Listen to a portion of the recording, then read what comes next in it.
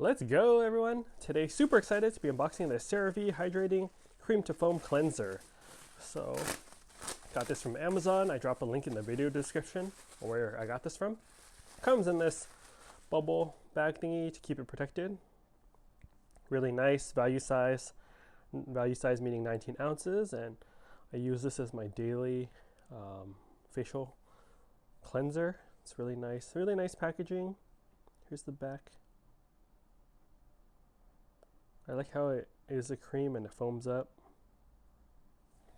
And I really like how CeraVe has this on the top. It prevents you from accidentally pressing this down during shipment, prevents it from accidentally dispensing.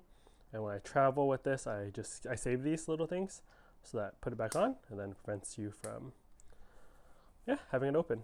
So yeah, that's it. Let me know what you think of this in the comment section below, and again, a link in the video description on where you can get this from Amazon. All right, everyone, hope you're doing well. Catch you on the next unboxing video. Later.